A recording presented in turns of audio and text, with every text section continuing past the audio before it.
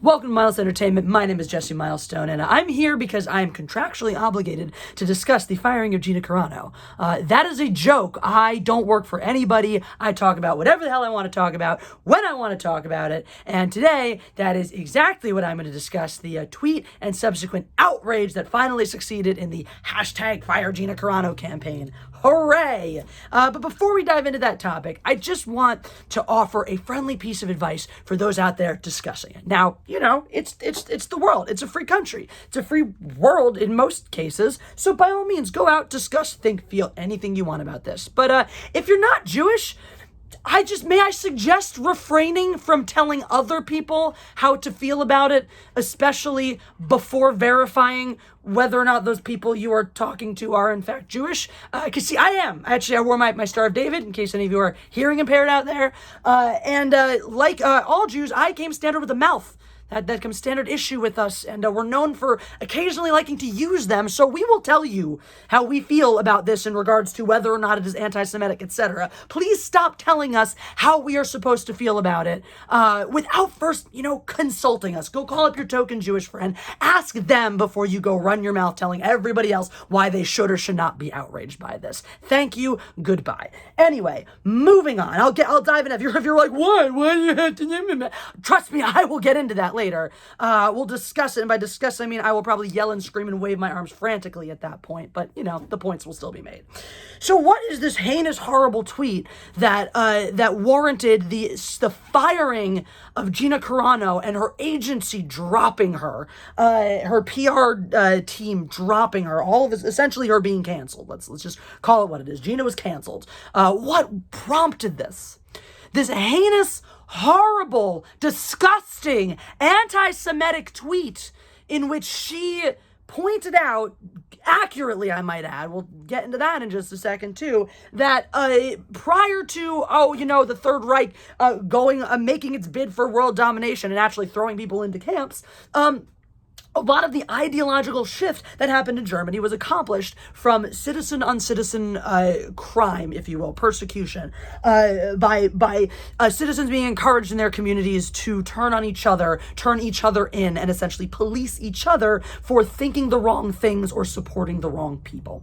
So she makes this comparison and then asks the question, how is this different than doing this to people for, today for having different political views? And everyone lost their mind because, oh my God, how dare Gina Carano compare the evil, racist, white supremacist conservatives to Jews in the Holocaust. How effing insensitive can you be? That's like so anti-Semitic. And then, of course, if you to take it, the slightly less caustic version, who does she think she is comparing her plight to that the Jews went through in the Holocaust? It's so ridiculous. Now, I hate this, right? Because this is just a logical fallacy. This is just people wanting to draw false equivalencies to refuse to acknowledge that someone's actually making a decent point. She is not at any point saying that she is like a Holocaust survivor.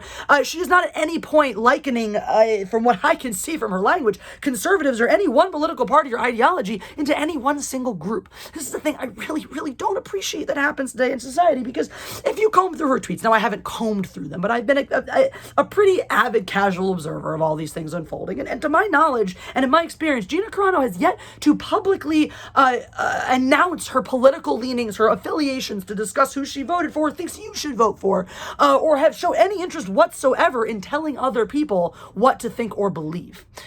She simply likes to make points that some could see as thoughtful, others as provocative, some as edgy for the sake of being edgy. But in this case, I'm going to say it is definitely not the last one on that list. Now, here's the thing. The point that she's making is actually really, really true, and not everyone understands and realizes how true that becomes, right? And that kind of goes a little bit back, touching into what I said earlier on the, if you're not Jewish, stop telling us how to feel about this shit, because I was educated on the Holocaust. I was reading Number of the Stars when I was like 8. That's like standard fare. I don't remember. I remember hearing people being like, I remember learning about what the Holocaust was for the first time when I was 12, and it blew my mind. I don't remember not knowing what the Holocaust was. You grew up Jewish, you're raised in a Jewish household where this stuff is part of your identity. You just know from a very fucking young age that, oh yeah, there was this guy Hitler who tried to murder 6 million of us. And that doesn't really come as a shock because you've already gone through the fucking Torah where story after story is group after group of people throughout history trying to kill us. So it's sort of just standard fare for us. So stop trying to sit there and beat us over the head with the shock value of the Holocaust. We fucking know. We get it. We understand the gravitas of this. We understand, what it means and what it effing is. So stop trying to effing explain it to us because we probably know a lot more about it than you do. Things like the Hitler Youth. Do you know what that is? Maybe you do. Maybe you don't. I'm not going to make any assumptions onto your level of education or study on the subject, but I will let you know, in case you don't know, that the Hitler Youth were a humongously key part of switching the ideology in Germany. And this was a program, like a Boy Scout program. Hooray! The Fuhrer is so proud of you. And it was something children got conscripted into, and it was like that. It was like Boy Scouts. You felt proud. You felt like you were bringing honor to your country to do it. And part of the ways you could bring honor to your country would be to rat out political dissidents. That's right. Tell the secret police out there, if your family or anyone you know is harboring Jews, if there are any secret Jews living in your community under the radar. And yes, when I say your family, children were encouraged to and did. This is documented. This is not conspiracy nonsense or whatever. This is documented in history books. Children ratted out their own parents to their deaths. Because they were so brainwashed by this ideological groupthink of the Hitler Youth. Now, here's the thing, right? Going back to Gina's tweet, why I didn't immediately, like some people, go one way or the other of like, yeah, I'm this embattled conservative, or how dare you? Because I'm not. I'm not a conservative. I don't identify politically one way or the other whatsoever. So when I read that tweet, I went, yeah, oh my God, you're making an excellent point. Because I'm not sitting here looking at the lens of, she's comparing one group with the other, just Jews and my people. I'm going, this is really interesting because I've looked at society, I've looked at our society, I've looked at the ideological back and forths, the ideological black and white absolution that we've come into and gone, that is really reminiscent of countries in pre-totalitarian takeover scenarios. And this is just political science. This is not trying to say that any one person in our political theater is Hitler or the next Hitler or saying that we're going to have a Holocaust. You're just making comparisons. It's just facts. If you understood history, you wouldn't get outraged by this stuff. But the people, that's of course the point. The people getting outraged by this stuff don't even know history, let alone understand it, let alone are primed or mature enough to take lessons from it.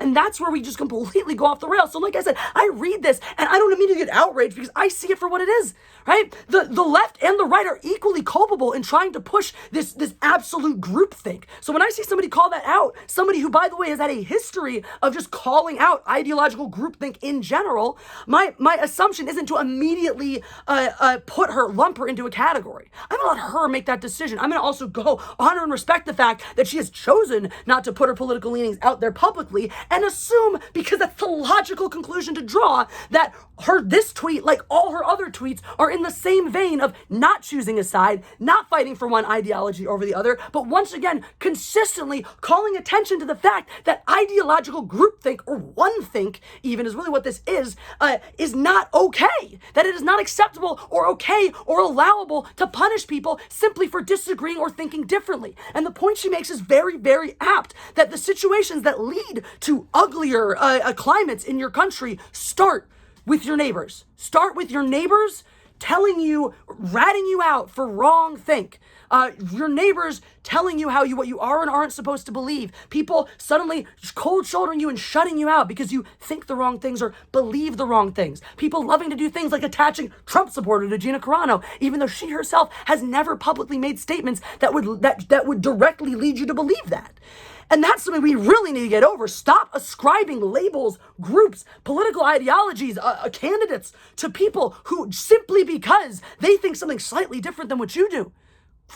Christ, especially, see, now things have changed too, right? The 4 years of whatever, calling someone a Trump supporter meant one thing. To deny that it means something different after January 6th is just pure naivete. So to just continue to casually throw it around like it means exactly the same thing it did before is ignorance. Ignorance or naivete on your part, I take your pick. I won't choose for you, but it's one of the two. So stop. Stop deciding who people are. Stop deciding what people think. Listen to what they say, because there is value in the warning that Gina Carano is trying to give to people. There is value in understanding that this society that rewards a mob that gets together and cancels somebody for thinking something different. Because tell me, what crime did Gina Carano commit? What offense did she do? We're still trying to get to the bottom of Joss Whedon, who's supposedly a giant dickbag on set, and he's still tootling around there, I don't think he stepped away from an HBO project, but he's still tootling around there, not really worried about what's happening to him right now. Meanwhile, Gina Carano just lost her entire career for thinking things online that are wrong. This gets me to my core for how completely messed up and unacceptable it is to allow things like this in our society.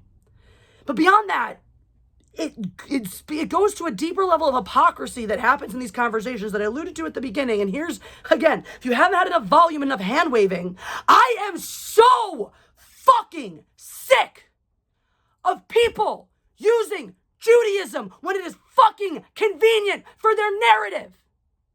And do not leave your fucking comments. Yeah, all the liberals doing that. Yeah, all the kids. Fuck you, no, all of you, any of you in the comments section going, yeah, all the liberals doing that. Yeah, but you're part of the fucking problem.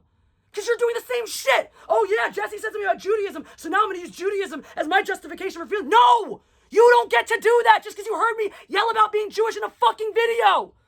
These are my experiences as a Jewish fucking person. So stop telling me what my experiences are supposed to be.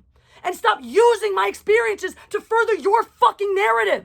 If you want to know how a Jewish person feels about something happening, fucking ask us. And when we tell you, fucking believe us. Because I see that shit more than anything else. You can't get away with that stuff anymore. Oh, it's not racist, you're just playing the race card. You're not allowed to do that. You're not allowed to accuse people of playing the race card, but guess what?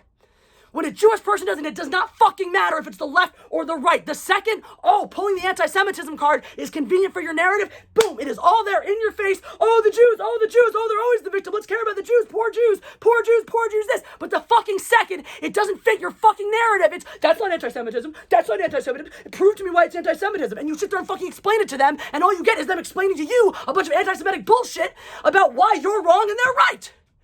This is what happens. And again, it does not fucking matter which side you're on.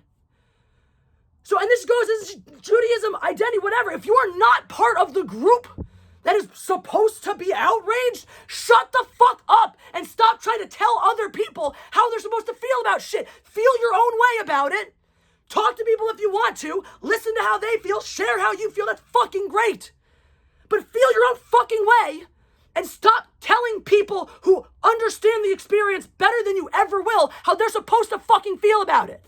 And yes, that one is primarily for the social justice crowd who love to fucking tell all the rest of it. You're white, you don't get it. So are you. And guess what? You're not fucking Jewish. So all of you, you're white. If you're a person of color telling me you're white, you are probably not fucking Jewish. So shut the fuck up about what my people have been through.